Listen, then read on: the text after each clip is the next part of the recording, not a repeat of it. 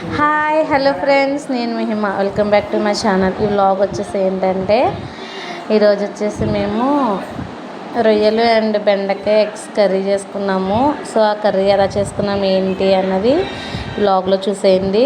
First వచ్చేసి అయితే egg boil చేసుకుని అదైతే ఒలుచుకుంటున్నాను. ఎవరైనా ఫస్ట్ టైం మా ఛానల్ చూస్తున్నట్లయితే లైక్ చేయండి, షేర్ చేయండి, సబ్స్క్రైబ్ చేయండి.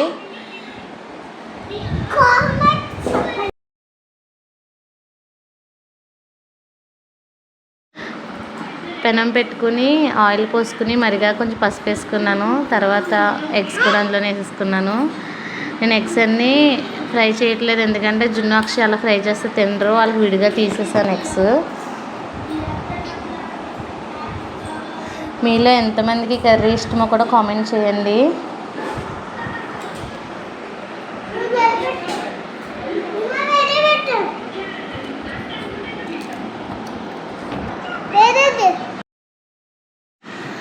అలాగే కట్ చేసుకున్న ఆనియన్స్, చిల్లీ, బెండకాయ ముక్కలు, టమాటా, అలాగే నానబెట్టుకున్న చింతపండు, ప్రాన్స్ ఇవైతే కర్రీకి రెడీ చేసుకున్నాను. అల్లం వెల్లుల్లి పేస్ట్ కూడా ఇప్పుడే రుబ్బుకున్నాను ఫ్రెష్గా.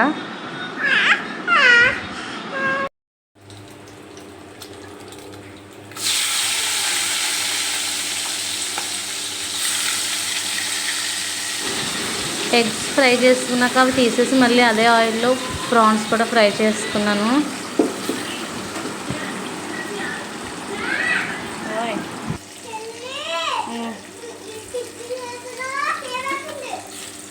దేంట్లో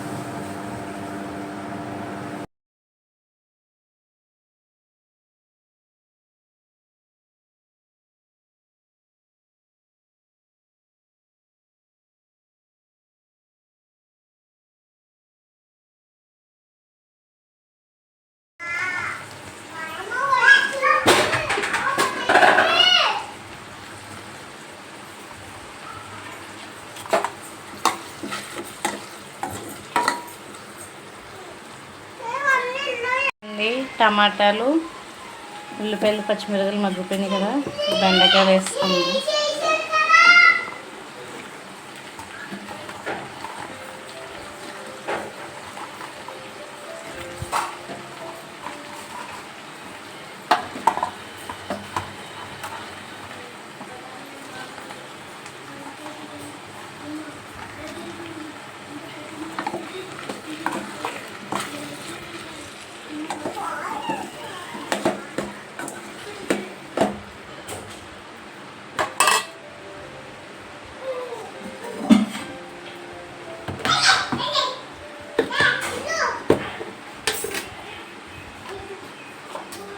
ఇందులోనే సాల్ట్ కూడా వేసుకుంటున్నాను.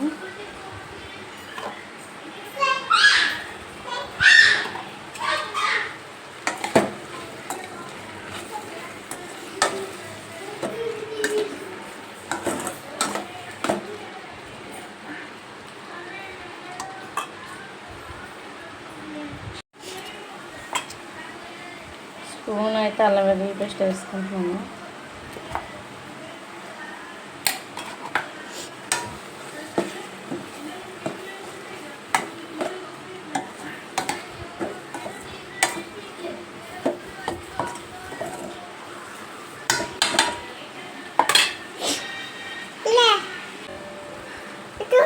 ఇదేంటి అక్షయ? ఉప్పు కదే, కారం. 2 స్పూన్స్ అయితే కారం వేసుకున్నాం. కారం అమ్మా, కారం.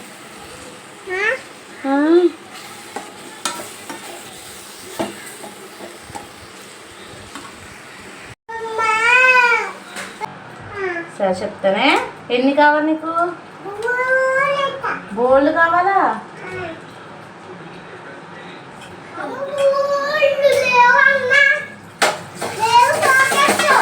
సరే చెప్తాను.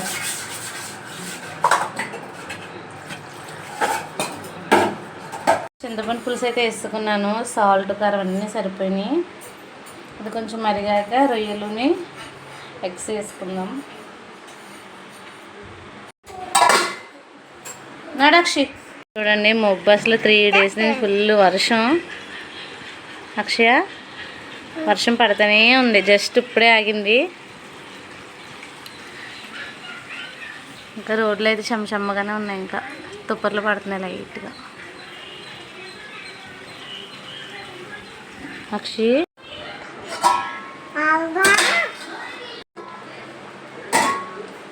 చూడండి, గుమ్మగుమ్మలు ఆడుతుంది. ఇందులో కొత్తిమీర కూడా వేసుకుంటున్నాను.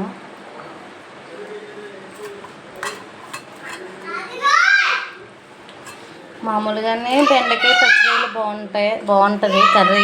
అది అందులో టైగర్ రొయ్యలు కాబట్టి ఇంకా చాలా అంటే చాలా టేస్ట్గా ఉంది. ఇంకొక 5 minutes ఉడికితే సరిపోద్ది. చూడండి అలా వస్తుంది. కర్రీ అయితే అయిపోయింది.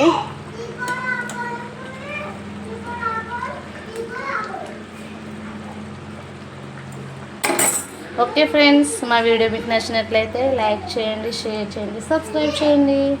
Bye bye.